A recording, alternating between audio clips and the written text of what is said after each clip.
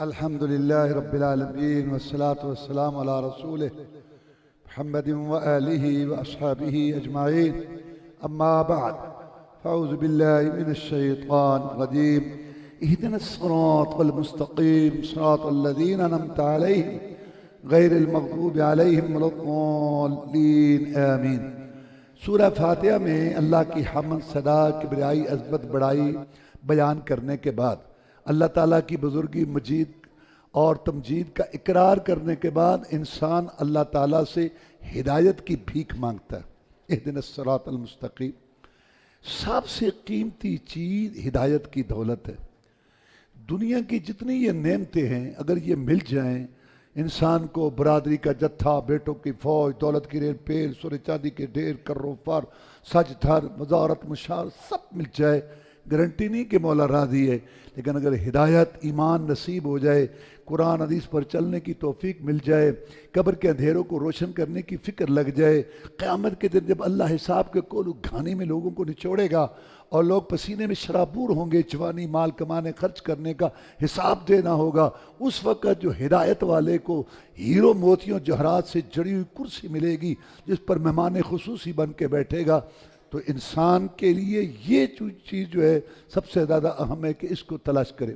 قرآن مجید کے بعد صحیح ترین کتاب بخاری شریف، اس کے اندر حدیث موجود ہے، مسلمانوں کے نامور سپہ سالار اور سب سے پہلے بحری بیڑا بنانے والے جناب امیر المومنین معاویہ رضی اللہ تعالیٰ عنہ بیان کرتے ہیں کہ جناب محمد الرسول اللہ صلی اللہ علیہ وسلم نے ارشاد فرمایا، من یرد اللہ بہ خیرا یفقہہ فی الدین، جس آدمی کے ساتھ اللہ بھلائی، بہتری کا، اچھائی کا ارادہ فرماتے ہیں اس کو اپنے دین کی سمجھ دے دیتے ہیں۔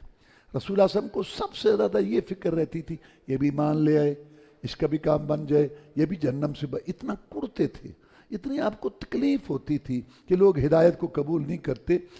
اللہ نے فرمایا لعلک باخع نفسک الا یکونوا مؤمنین، اے نبی کریم صلی اللہ علیہ وسلم، آپ تو اپنے آپ کو ہلاکت میں ڈال دیں گے، گویا کہ سارے جہان کا درد میرے دل میں ہے، نہیں مانتے تو نہ مانے، میں نے آپ سے کو پوچھنا ہے۔ ان نشاء ننزل علیہم من السماء آیہ فظلت اعناقهم لا خاضعین، اگر ہدایت ہی مقصود ہو، ہم اوپر سے ایسی نشانی دکھائیں یہ سارے سیدھے ہو جائیں تیر کی طرح، لیکن ہمیں زبردستی کا ایمان نہیں چاہیے۔ آپ ان کو بتائیں، جو مانتا ہے مانے، جو نہیں مانتا نہ مان۔ اس سے معلوم ہو رسول صلی اللہ علیہ وسلم کو سب سے زیادہ اس چیز کی فکر رہتی تھی۔ چنانچہ حضرت حمزہ کا اسلام لانے کا واقعہ وہ بھی یہی ہے کہ جب انہوں نے رسول اللہ صلی اللہ علیہ وسلم کا بدلہ لیا اور کہا میرے بھتیجے خوش ہو جاؤ، میں تمہارا بدلہ لے کے آیا ہوں، اور قوم کون سی تھی یہاں بدلہ لینا ان کی گھٹی میں پڑا ہوا تھا، وہ یہ کہتے تھے کہ جس کا بدلہ نہ لیا جائے اس کی روح پرندے کی شکل میں آ کے خون کا مطالبہ کرتی ہے۔ یہ روحوں کے آنے کا عقیدہ مکہ کے کافروں کا تھا یا ہندوؤں کا تھا، مسلمانوں کو یہ عقیدہ نہیں ہے کہ روحیں آتی ہیں، جو فوت ہو جاتے ہیں وہ اللہ کے ہاں نیک ہیں، نعمتوں میں برے ہیں، عذابات، کوئی نہیں آتا مرنے کے بعد۔ تو ان کا یہ عقیدہ تھا کہ جس کا بدلہ نہ لیا جائے اس کی روح خون مانگتی ہے۔ اس معاشرے میں آپ کو بتایا کہ میں آپ کا بدلہ لے کے آیا ہوں، میں نہیں ایسی باتوں سے خوش ہوتا، کوئی میرا بدلہ لے یا نہ لے۔ تو ہم کس سے خوش ہوتے ہیں؟ جب کوئی ایمان قبول کر لے، ہدایت پر آ جائے، کلمہ پڑھ لے۔ نے کہا بھتیجے اگر یہ بات تجھے اتنی پسند ہے تو میں کلمہ پڑھتا ہوں۔ تو سب سے قیمتی چیز یہ ہدایت کی دولت ہے۔ دیکھو نا، ایک آدمی کو کھانے کے لیے پورا نہیں ملتا، کیا ہوگا؟ مر جائے گا، اور کیا کرے گا؟ اور جس کو 4 ٹائم کھانے کے لیے ملتا ہے وہ نہیں مرے گا؟ جس آدمی کو پینے کے لیے پورا پانی نہیں ملتا کیا ہوگا؟ مر جائے گا۔ اور جس کو پانی حسب منشا، موسم کے مطابق مشروبات ملتے ہیں وہ نہیں مرے گا۔ اگر ایک آدمی کے پاس مکان نہیں ہے، جھونپڑا ہے، معمولی ہے، اگر وہ مرے گا تو کیا کوٹھی بنگلے والے کا جنازہ نہیں اٹھے گا؟ یہ چیزیں کو ضروری نہیں ہے، یہ تو زندگی گزارنے کے ذریعہ ہے۔ زندگی 2 دن کی ہو یا کہ 100 سال گزر جائے گی، کندھے پہ کملی ہو یا کہ شال گزر جائے گی۔ اگر امیروں کی با اقبال گزر جائے گی تو غریبوں کی بھی بہرحال گزر۔ مسئلہ یہ نہیں ہے، مسئلہ یہ کہ مرنے کے بعد کیا ہوگا۔ اس لیے سب سے پہلا سوال جو سکھایا گیا، دار روٹی دنیا کا نہیں، ہدایت کا۔ اہدنا الصراط المستقیم۔ یہی وجہ ہے کہ رسول اللہ صلی اللہ علیہ وسلم نے سورہ فاتحہ کو فرض قرار دیا۔ فرمایا لا صلاۃ لمن لم یقرأ بفاتحۃ الکتاب، نماز امام کی ہو، مقتدی کی ہو، اکیلے کی ہو، فرد ہو، نفل، مقیم، مسافر، بیمار، تندرست، جنازہ، استسقاء، عید کوئی نماز نہیں ہوتی سورہ فاتحہ کے بغیر. جیسے لا الہ الا اللہ کوئی معبود نہیں، نہ چھوٹا نہ بڑا، نہ اپنے اختیارات والا نہ اللہ کے اختیارات کا دیا ہوا. جیسے لا نبی بعدی، میرے بعد کوئی نبی نہیں، دلی نہ برودی نہ امتی نہ غیر امتی نہ تشریح ہے. ایسے لا صلاۃ لمن لم یقرأ بفاتحۃ الکتاب، کوئی نماز نہیں ہوتی سورہ فاتحہ کے بغیر. جیسے وہ لا نفی جنس کا، جیسے یہ لا نفی جنس کا، ایسے سورہ فاتحہ کا لا بھی نفی جنس کا. کوئی نماز نہیں ہوتی سورہ فاتحہ کے بغیر. 12 حدیثیں ہیں اور ان میں فاتحہ کا ذکر ہے، امام کے پیچھے کا ذکر ہے، اور نبی نے پڑھنے کا حکم دیا. اور دنیا میں کوئی صحیح حدیث نہیں، کوئی صحیح حدیث نہیں، کوئی صحیح حدیث نہیں جس میں فاتحہ کا ذکر ہو، امام کے پیچھے کا ذکر ہو اور نبی نے پڑھنے سے روکا ہو. رسول اللہ صلی اللہ علیہ وسلم نے کیوں فرض قرار دیا سورہ فاتحہ کو پڑھنا؟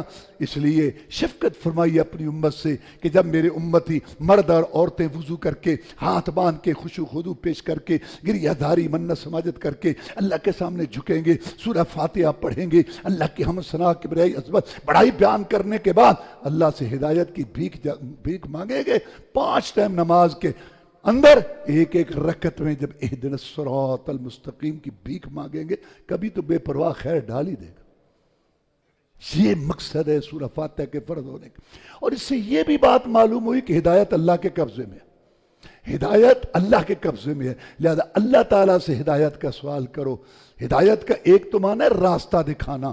نبی رسول راستہ دکھاتے ہیں، ولی پیغمبر راستہ دکھاتے ہیں، علماء راستہ دکھاتے ہیں. لیکن ہدایت پر پہنچانا، توفیق دینا، دل کے اندر ہدایت کو داخل کرنا، یہ اللہ کا کام ہے. اس لیے اللہ سے مانگی گئی یہ ہدایت کہ اہدنا الصراط المستقیم، یا اللہ میں سیدھی راہ دکھا، اس پر چلا، ہمارا اس پر خاتمہ فرما. صراط کہتے ہیں راستے کو، مستقیم کا معنی بالکل سیدھا. التی لا عوج فیہ، وہ سیدھی راہ جس میں کوئی ٹیڑھا پن بال کا روی نہ ہو. جیسے یہ بچے پڑھتے ہیں نا اسکول میں، خط مستقیم کھینچتے ہیں. ہر چیز جو بھی ہے اس کا ایک عروج ہے، ایک زوال ہے. رات ہے اور دن ہے. اقتدار، حکومت، اس کا عروج دن ہے، اس کا زوال رات ہے. کاروبار کا نفع اور انتہائی نفع یہ دن ہے، اور اس کے اندر خسارہ رات ہے. اور انسان کی زندگی میں جوانی دن ہے، بڑھیپا رات ہے. ہر چیز کے اندر دن اور رات ہے. لیکن جو تین ہدایت صراط مستقیم رسول اللہ صلی اللہ علیہ وسلم لے کے آئے، یہ اس کے اندر دن ہی دن ہے، روشنی روشنی ہے. میں ترکتکم علی ملت البیضاء لیلھا کنہارھا، میں تمہیں ایک ایسے صاف روشن واضح صراط مستقیم سیدھی راہ پر چھوڑ کے جا رہا ہوں جس کی راتیں بھی دن کی طرح روشن. صراط مستقیم. آپ نے کہ سیدھی راہ کھینچی، پھر 2 دائیں راستے کھینچے، 2 بائیں. فرمایا یہ دائیں بائیں گمراہی کے راستے ہیں، اور یہ سیدھی راہ. پھر یہ آپ نے عہد پڑھی وَأَنَّ هَذَا صِرَاطِي مُسْتَقِيمًا فَاتَّبِعُوهُ وَلَا تَتَّبِعُوا السُّبُلَ فَتَفَرَّقَ بِكُمْ عَنْ سَبِيلِهِ. یہ میری سیدھی راہ ہے، اس کی پیروی کرو، اس کے پیچھے چلتے آؤ، اور راستوں کے پیچھے نہ چلو. اس کا مطلب ہے حق کا راستہ ایک ہوتا ہے، گمراہی کے کئی ہیں. اللہ ایک ہے، رسول ایک ہے، قرآن ایک ہے، اسلام ایک ہے، بخاری ایک ہے، فاتحہ ایک ہے، فرقان ایک ہے. امام کئی، برادریاں کئی، شہر کئی، علاقے کئی، بزرگ کئی، کتابیں کئی. لہذا گمراہی کے راستے کئی، ہدایت کا راستہ صرف ایک ہے. فرمایا یہ میری راہ ہے، اس پر چلتے آنا. جو عقیدہ میں نے بتایا، جو درود میں نے بتایا، جو وظیفہ میں نے بتایا، شادی غمی کا طریقہ، شکل صورت لباس جو میں نے بتایا، گھر کا ماحول جو میں نے بتایا، نماز روزہ طریقہ جو میں نے بتایا، اس پر چلتے آنا، عمل کرتے آنا. تمہاری میری مرنے کے بعد حوض کوثر پر ملاقات ہو جائے. صراط الذین انعمت علیہم، راہ ان لوگوں کی جن پر آپ نے انعام فرمایا. وہ کون ہیں؟ وہ اللہ تعالیٰ نے بیان کر دیا 5ویں پارے میں. قرآن کی تفسیر کرتا ہے. اولئک الذین انعم اللہ علیہم من النبیین والصدیقین والشہداء والصالحین حسن اولئک رفیقا. فرمایا یہ گروہ ہیں نبیوں کا، صدیقوں کا، شہیدوں کا، نیک لوگوں کا. یا اللہ ان کی راہ دکھا، غیر المغضوب علیہم، نہ راہ جو غضب کیے گئے. کون؟ یہودی. والضالین، نہ راہ ان کی جو گمراہ ہوئے. کون؟ عیسائی. پوری دنیا میں جن پہ غضب ہوا اللہ کا، سب سے پہلے امام، آگے مغضوب علیہ یہودی ہیں، پھر جتنے پہ غضب ہوا وہ اس میں شامل ہیں. قرآن مجید کے اندر اللہ نے فرمایا قل حل انبک بشر من ذالک مثوبۃ عند اللہ. من لعنه الله وغضب عليه وجعل منهم القردة والخنازير وعبد الطاغوت. میں تمہیں بدترین لوگ بتاؤں، اللہ فرماتے ہیں نبی ان کو کہ جن پر اللہ کا غضب ہوا، جن میں اللہ نے خنزیر اور بندر بنا. کون؟ یہودی. یہ دنیا کی ذلیل ترین قوم ہے یہ یہودی.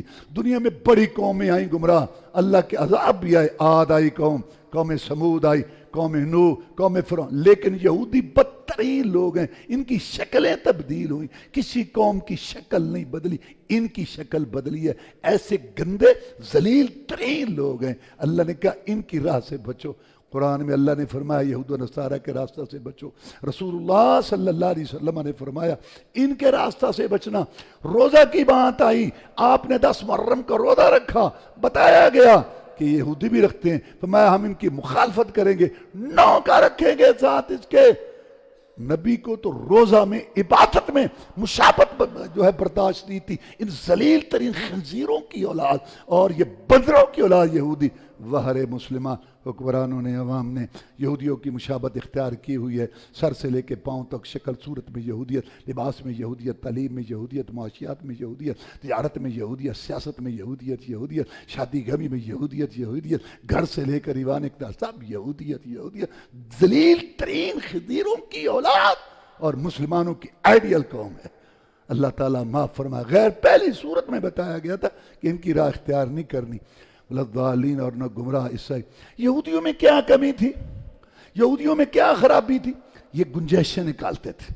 اللہ کا حکم آیا چربی نہیں کھانی، ان پر چربی حرام تھی، پگھلا کے استعمال کر. اللہ نے فرمایا مچھلی کا شکار نہیں کرنا، مچھلی گھر بنا لی، ساری پھنسا کے اتوار کو پکڑ لی. اللہ تبارک و تعالیٰ نے کہا روزے رکھو، گرمی کے دن آئے تو کہا کہ تو سردی میں رکھ لے. یعنی گنجائشیں اپنے لیے جو ہے نا وہ حرام کو حلال کرنا، یہ ان کا وتیرہ تھا. اور یہ جو عیسائی تھے ان میں کیا تھا؟ افراط، زیادتی. جو اللہ تعالیٰ نے ان کو منع نہیں کیا، وہ نہانا نہیں ہے اور شادی نہیں کرنی، جنگلوں میں رہنا ہے، اچھا کھانا نہیں کھانا. یہ عیسائیت میں اور یہودیت میں کمی تھی کہ اللہ کام پر عمل نہیں کرتے تھے پوری طرح. اور عیسائیوں میں افراط تھی، زیادتی. اللہ نے فرمایا درمیان میں وَكَذَلِكَ جَعَلْنَاكُمْ أُمَّةً وَسَطًا، نہ تفریط ہو اور نہ افراط ہو. جن چیزوں کا اللہ نے حکم دیا ان پر کرو، اور جو چیزیں اللہ نے حرام نہیں کی ہیں ان کو حرام نہ کرو. قُلْ مَنْ حَرَّمَ زِينَةَ اللَّهِ الَّتِي أَخْرَجَ لِعِبَادِهِ وَالطَّيِّبَاتِ مِنَ الرِّزْقِ. اللہ تعالیٰ فرماتے ہیں کس نے حرام کی ہیں یہ زینت جو میں نے اپنے بندوں کے لیے بنائی. رسول اللہ فرمایا میری امت یہود و نصارہ کے نقش قدم پر چلے گی. حذو النعل بالنعل، جیسے ایک پاؤں کا جوتا دوسرے پاؤں کے جوتے کے برابر ایسے چلے گی. میری امت بھی یہود و نصارہ کے نقش قدم پر ایسے چلے گی. شبرن بشبرن، ایک بالش کے برابر چلے گی. اب دیکھ لو اس امت کے علماء سو، پیٹ پرست علماء، دنیا دار علماء، دنیا کا مال نذرانے اکٹھے کرنے والے علماء، دنیا کے دلدادہ فتوے دے رہے ہیں، پیسے لے کے حلال کر رہے ہیں بے پردگی کو، حلال کر رہے ہیں انشورنس، حلال کر رہے ہیں سود کو. ہاں کوئی بات نہیں. انشورنس کو حلال کر رہے ہیں، تصویر کو حلال کر رہے ہیں. رسول اللہ صلی اللہ علیہ وسلم لعن اللہ المصور والمصور، اللہ کی لعنت ہو تصویر کھینچنے والے پر اور کھنچوانے والے پر. لیکن اس کو حلال کر، ایک کام غلط کرنا، ایک اس کو حلال کرنا، ایک چوری اور سینہ دوری، اس کو حلال. یہ علماء سو پیٹ پرست علماء کے یہ طریقے ہیں کہ یہ حرام کو حلال کر رہے ہیں فتوے دے کے. اور یہ جو ہیں جہل عبادت گزار صوفی، یہ جو ہے اپنے اوپر پابندیاں. اتکاف میں نانا نہیں ہے، بولنا نہیں ہے، اچھا سالن نہیں کھانا، اچھی روٹی نہیں کھانی، چپ رہنا. اور اسی وجہ سے ہندوستان پاکستان میں کھانیاں پھیلی ہوئی ہیں. ایک ٹانگ پہ کھڑے ہونا ہے، الٹا لٹکنا ہے. 12 سال وہ کاٹ کی روٹی کھاتا رہا، 12 سال. کیا ہے یہ عیسائیت ہے، وہ یہودیت ہے. اس امت کے علماء میں سب میں نہیں، جو پیٹ پرست ہوا پرست ان میں یہودیت کی جھلک ہے. اور جاہل عبادت گزاروں کے اندر، قبر پرستوں کے اندر، اور یہ تصوف والے اور صوفیوں کے اندر اور پیری مریدی والوں کے اندر، ان کے اندر عیسائیت کی جھلک ہے. ہمیں کہا گیا اہدنا الصراط المستقیم صراط الذین انعمت علیہم غیر المغضوب علیہم ولا الضالین. آپ ڈاکٹر کے پاس جاتے ہیں، آپ کو بتاتے ہیں کہ یہ کھاؤ اور پرہیز، یہ پرہیز. تو سیدھی راہ صراط مستقیم اپناؤ اور ان سے بچو، افراط اور تفریط، یہودیت اور عیسائیت سے. اور آخر میں آمین. یہ قرآن کا حصہ نہیں ہے لیکن یہ سنت ہے بعد میں کہنا. آمین کا معنی قبول کر، یا اللہ قبول فرما، یہ آخر میں ہے. رسول اللہ صلی اللہ علیہ وسلم اونچی آمین کہتے تھے نماز کے اندر، صحابہ کرام بھی کہتے تھے. وائل بن حجر کہتے ہیں رضی اللہ تعالیٰ عنہ کہ آپ نے آمین کہی، پچھلی صفوں نے سنی. امام ابو حنیفہ رحمۃ اللہ علیہ کے استاد ہیں امام عطا بن ابی رباح، یہ بہت مشہور تابعی ہیں. یہ کہتے ہیں کہ میں نے 200 صحابہ کو دیکھا، 200 صحابہ کو دیکھا بیت اللہ شریف میں. جب امام ولدوالین کہتا تھا تو 200 صحابہ آمین کہتے تھے اور بیت اللہ شریف مسجد حرام میں گونج ہوتی تھی. اور حدیث ہے رسول اللہ صلی اللہ علیہ وسلم نے فرمایا، وائل بن حجر روایت کرتے ہیں رضی اللہ تعالیٰ عنہ کہ یہودی تم سے 2 چیزوں سے چڑھتے ہیں. یہودیوں کو تم پر حسد آتا ہے 2 چیزوں میں. ایک سلام، یہ بڑی بات ہے، بڑے نفسیات کے ماہرین کتابیں لکھتے ہیں، بہت طریقے لکھتے ہیں کہ اگر آپ سفر کر رہے ہیں، دوسرے اجنبی آدمی ہے، آپ کا واقف نہیں ہے، اس سے آپ مثلا گفتگو شروع کرتے ہیں، کیسے کریں؟ کہتے ہیں موسم پر بات کرو. وہ بھی موسم پر بات شروع کر دے گا، آپ کی گفتگو شروع ہو جائے گی، آپ کا تعارف شروع ہو جائے گا. کوئی کہتا ہے کہ نہیں، جو سواری ہے نا اس کے متعلق بات شروع کر دو. کوئی کچھ. لیکن اسلام کا کتنا سادہ، بہترین، ٹھوس، پرامن اور آپس میں مضبوط رابطے کا طریقہ کیا. یہ ادھر سے آؤ، السلام علیکم ورحمۃ اللہ، وعلیکم السلام، کیا حال ہے، خیریت، تعارف شروع. یہ چیز کسی کے پاس نہیں. تو یہودیوں کو بڑی چڑ ہے اس سے. اور دوسری بات، جب تم کہتے ہو نا ولدوالین، سب کہتے ہیں آمین، یہودیوں کو آگ لگ جاتی ہے، یہودیوں کو حسد ہو جاتا ہے، یہودیوں کو حسد ہے اس آمین سے. سورہ البقرہ، بقرہ کا کہتے ہیں گائے کو. اس کے اندر چونکہ گائے کا قصہ ہے اس لیے سورت کا نام البقرہ ہے اور اس کی بڑی فضیلت ہے. یہ قرآن میں سب سے بڑی سورت ہے الفاظ کے لحاظ سے. رسول اللہ صلی اللہ علیہ وسلم نے فرمایا سورہ بقرہ پڑھا کرو، جس گھر میں سورہ بقرہ پڑھی جائے اس گھر سے شیاطین جن بھاگ جائے. آج کل لوگوں کو یہاں کچھ ہے، یہاں کچھ ہے، چھینٹے، ہاں شاشاں ہوئی، ہاں یہاں کچھ ہے، وہاں کچھ ہے، ہر جگہ ہی کچھ ہے. اور جو ڈرے نا وہ شیطان کہتے ہیں پکڑو پکڑو پکڑو. اور جو باوضو رہے، لیٹرین میں آنے جانے کی دعا کی پابندی کرے، مرد ہو یا عورت ہو، صبح شام کرے، سورۃ بقرہ پڑھے، کوئی شے نزدیک نہیں ہے. تو سورۃ بقرہ پڑھو، گھروں سے شیاطین جنات کو بگاؤ. میں قیامت کے دن سورۃ بقرہ آل عمران آئیں گی اور بادلوں کی طرح سایہ کریں گی، اور بقرہ اور یہ آل عمران پڑھنے والوں کے لیے یہ سفارش کریں گی، اللہ سے جھگڑا کریں گی. سورۃ بقرہ آل عمران. اور سورہ بقرہ میں ایک آیت ہے آیت الکرسی، وہ قرآن میں سارے قرآن میں سب سے افضل آیت ہے. اور اس کی آخری جو آیت ہے نا، آمن الرسول سے لے کر آخر. اور یہ سورۃ فاتحہ، جبریل علیہ السلام کے رسول اللہ صلی اللہ علیہ وسلم کے پاس بیٹھے تھے، رسول صلی اللہ علیہ وسلم بیٹھے تھے، جبریل علیہ السلام بیٹھے تھے. آواز آئی جیسے دروازہ کھلا، وہاں سے ایک فرشتہ آیا، رسول اللہ صلی اللہ علیہ وسلم کے پاس آ کے سلام کہا. جبریل علیہ السلام نے کہا کہ اے محمد صلی اللہ علیہ وسلم، جب سے یہ دروازہ بنا ہے نا آسمان میں کبھی نہیں کھلا، آج کھلا. اور یہ جو فرشتہ آیا ہے نا اس دروازے سے، کبھی نہیں دنیا میں آیا، آج آیا. اتنے میں فرشتہ بولا اے محمد صلی اللہ علیہ وسلم، میں اسپیشل 2 تحفے لے کے آیا ہوں تیرے لیے اللہ کی طرف سے. ابشر بنورین، خوش ہو جا، 2 نور، 2 روشنیاں، 2 خوشخبریاں تیرے لیے. کوئی نبی یہ چیز نہیں دیا گیا جو تجھے دیے گئے. سورۃ فاتحہ اور سورۃ بقرہ کی آخری 2 آیتیں آمن الرسول. سورت شروع ہوتی ہے الف لام میم، ان کو کہتے ہیں حروف مقطعات. ان کا معنی اللہ جانتے ہیں. عبداللہ بن عباس کہتے ہیں رضی اللہ تعالیٰ عنہ کہ اس میں اللہ تعالیٰ نے چیلنج دیا ہے قرآن کے مخالفین کو، جو کہتے ہیں نا کہ محمد خود بناتا ہے صلی اللہ علیہ وسلم. الف با تا سا جیم ہا خا دال دال، یہ تم پڑھتے ہو، یہ گھوڑا، یہ گھوڑے کا میدان. اگر کوئی انسان بنا سکتا ہے تو تم سارے اکٹھے ہو کے عرب اربا خطبا فصحا بلغا لاؤ ایک صورت بنا کے. اور اگر تم سارے اکٹھے ہو کے نہیں بنا سکتے، اکیلا محمد کیسے بنا لیتا ہے صلی اللہ علیہ وسلم. اس لیے جہاں بھی حروف مقطعات ہیں نا، آگے قرآن کا تذکرہ، الف لام میم ذالک الکتاب، یاسین والقرآن الحکیم، قاف والقرآن المجید، صاد والقرآن. جہاں بھی حروف مقطعات ہیں آگے قرآن ہے تو یہ چیلنج ہے. سورہ بقرہ کے شروع میں 3 گروہوں کا ذکر ہے. پہلے مومنوں کا، ان کی 5 صفات بیان کی گئی ہے. بن دیکھے ایمان لاتے ہیں، اللہ نہیں دیکھا، جنت نہیں دیکھی، جنت لیکن مانتے ہیں، نماز قائم کرتے ہیں، زکوٰۃ ادا کرتے ہیں، قرآن اور پہلی کتابوں پہ ایمان رکھتے ہیں اور آخرت کو مانتے ہیں. یہی ہدایت والے ان کے لیڈر تھے ابوبکر صدیق رضی اللہ عنہ. کچھ بھی ہو جائے میں محمد کے ساتھ کھڑا ہوں. بازو کھڑا کر کے پورے عرب کو للکار کے محمد کا ساتھ دیا صلی اللہ علیہ وسلم، چاہے معراج کا موقع تھا، چاہے ہجرت کا موقع تھا، چاہے جہاد کا موقع تھا. اور دوسرا گروہ ہے کافروں کا، جنہیں کہا کچھ بھی ہو جائے ہم نہیں مانتے.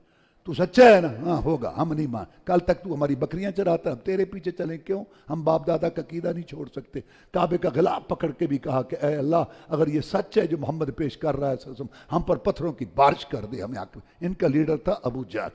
تیسرا گروہ آگے منافقوں کا، اوپر سے جو ہے وہ کلمہ، اندر ان کے کفر. ان کی بری عادتیں اللہ نے بچائیں. ایک تو اوپر سے کلمہ، دل کے اندر کفر، اور جھوٹ بولتے ہیں اور اپنی اس روش کو اصلاح کہتے ہیں، حالانکہ یہ فسادی ہیں. اور صحابہ کرام کو یہ بے وقوف کہتے ہیں. جب ان کو کہا جاتا ہے کہ ایمان لاؤ، جیسے صحابہ کہتا ہے یہ تو بے وقوف لوگ. اللہ نے کہا الا انہم الصفا ولکن لا یعلم. جو صحابہ کو بے وقوف کہتے ہیں میں اللہ اس کو بے وقوف کہتا ہوں. کسی کو تو بے وقوف کہے، کسی کو میں، لیکن سب سے بڑا احمق بے وقوف ہے جس کو اللہ کہے. اور وہ کون ہے؟ جو صحابہ کرام کو بے وقوف کہتے ہیں. اللہ نے منافقوں کی نشانیاں بیان کی. رسول اللہ صلی اللہ علیہ وسلم نے 4 نشانیاں بتائی ہیں منافق کی: جھوٹ بولنا، وعدہ خلافی، امانت میں خیانت، اور گالی بکنا. جس میں یہ 4 باتیں پکا منافق ہے. اپنا خاندان دیکھو، برادری دیکھو، علاقہ دیکھو، محلہ دیکھو، مارکیٹ بازار، سارے منافق ہی منافق منافق. جھوٹ بولنا، وعدہ خلافی، امانت میں خیانت، گالی بکنا. یا پورا منافق یا 3 سے آدھا، ایک تو وٹتے پہ ہے. اللہ تعالیٰ ہمارے حال پر رحم فرمائے. اس کے بعد اللہ نے توحید کی دعوت دی پوری دنیا کو. یا ایھا الناس اعبدوا، یہ پہلا حکم ہے، پہلا آرڈر ہے. گروہوں کا ذکر ہوا، دنیا ساری 3 گروہوں میں تقسیم ہے، مومن، کافر، درمیان میں. پھر ان کو حکم دیا یا ایھا الناس اعبدوا ربکم الذی خلقکم، اے لوگو عبادت کرو اپنے رب کی جس نے تمہیں پیدا کیا، والذین من قبلکم، تمہارے باپ دادے پردادے کو بنایا تاکہ تم جہنم کی آگ سے بچو، جس نے تمہاری زمین کو فرش، آسمان کو چھت بنایا، اور جس نے تمہارے لیے پانی اتارا اور پھر اس سے جو ہے یہ پھل نکالے اور انگوریاں. جس اللہ تعالیٰ نے بارش دی، جو خالق ہے، مالک ہے، رازق ہے، اسی کی عبادت کرو. عبداللہ بن مسعود کہتے ہیں رضی اللہ تعالیٰ عنہ کہ رسول اللہ علیہ وسلم سے پوچھا گیا سب سے بڑا گناہ کیا ہے؟ ما ای ذنب اکبر عند اللہ، جناب سب سے بڑا گناہ کیا ہے؟ ان تجعل للہ ندا وهو خلقک، اللہ تو اکیلے نے تجھے پیدا کیا، دیکھنے والا، سننے والا بنایا، قد کاٹ بنایا، تیری سیٹنگ بنائی، اور جو تم جھکے تو کسی اور کے آگے، مانگے تو کسی اور سے مانگے، نظر نہ چڑھاوا دے تو کسی اور کے لیے. سب سے بڑا گناہ، پاپ، جرم یہ ہے. اور اس کے بعد رسالت کی دعوت دی کہ وَإِن كُنتُمْ فِي رَيْبٍ مِّمَّا نَزَّلْنَا عَلَىٰ عَبْدِنَا فَأْتُوا بِسُورَةٍ مِّن مِّثْلِهِ وَادْعُوا شُهَدَاءَكُم مِّن دُونِ اللَّهِ إِن كُنتُمْ صَادِقِينَ. اگر تم سمجھتے ہو کہ محمد پر جو قرآن جو اترتا ہے یہ اللہ کی طرف سے نہیں ہے تو پھر تم ایک صورت بنا لو. اس کے بعد اللہ تعالیٰ نے جنت کا ذکر کیا کہ اس کے اندر نہریں چلتی ہیں بہترین، اور اس کے اندر کھانے ملیں گے. جب یہ کھانا کھا کے فارغ ہوں گے تو کہیں گے یہ تو پہلے بھی ملا تھا. بھئی نہیں، رنگ وہ ہے، نام وہ ہے، ذائقہ. اور دیکھو اگر آپ نے آم کھائے ہوں، کوئی قسم کے آم، تو آپ کو ایک آم دیا جائے بڑا بہترین آم، ایسا آم کبھی آپ نے کھایا ہی نہ ہو ہیں، تو آپ کہیں گے کہ کیا بات ہے، یہ آم ہے، آم ایسا ہوتا ہے. اور اگر آپ کو ایسا پھل دیا جائے جو کبھی آپ نے پہلے دیکھا ہی نہیں، وہ جتنا بھی اچھا ہو، تو آپ کہیں گے یہ ایسا ہی ہوتا ہوگا، میں نے تو دیکھا ہی نہیں. اس لیے جنت کے اندر پھل، نام دنیا والے، رنگ دنیا والے، لیکن ذائقہ وہ جو کبھی کسی نے چکھا ہی. یہ چیزیں وہاں ملیں گی. اور پھر حوریں ہوں گی پاک صفا. یہ جو یہ ماہانہ پیریڈ ہے اور یہ تھوک وغیرہ اور یہ بولو برا، سب اس سے پاک، صاف شفاف ایسی حوریں ملیں گی کھانے کے پاس. وہاں جو ہے جنت کے اندر رسول اللہ صلی اللہ علیہ وسلم نے فرمایا جو اللہ نے جنت بنائی اس کے اندر جو نعمتیں ہیں، اس میں جو حور کا لباس ہے، اس کا ایک دوپٹہ ہے، میں اس دوپٹے کی قیمت پوری دنیا کا سونا چاندی ہیرے موتی جواہرات اس دوپٹے کی قیمت نہیں. مرتے ہیں گند پر، ادھر جاؤ، ادھر جو ہے نا وہ کوشش کرو. اور پھر رسول اللہ صلی اللہ علیہ وسلم نے فرمایا اگر وہ حور جھانک دے، اس کے حسن کی وجہ سے زمین سے لے کر آسمان تک سب روشنی ہو جائے اور خوشبو اتنی پھیل جائے کہ پورے کے پورے اس میں خوشبو پھیل جائے. اللہ تعالیٰ نے یہ پایا کہ ادھر تم چلو.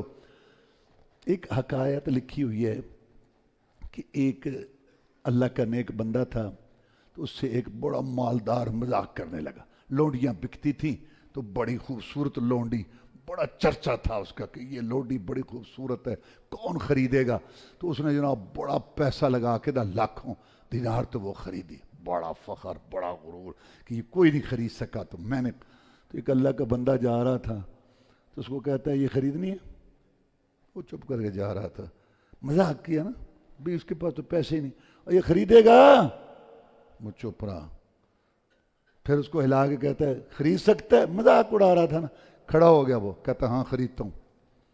کہتا لگا اس کی قیمت؟ کہتا 4 آنے. کہتا اس کی 4 آنے قیمت ہے؟ پوری دنیا میں اس کو خرید نہیں سکا، میں نے خریدا اس کی 4. کہتا یہ بھی میں نے زیادہ لگائی ہے. کہتا ہے اس کے اندر تو ایسا گند ہے، ایسی چیزیں ہیں، اس کے اندر خرابیاں ہیں، اس پہ ایسے وقت آتے ہیں، اس کو دیکھنے کا دل نہیں چاہتا.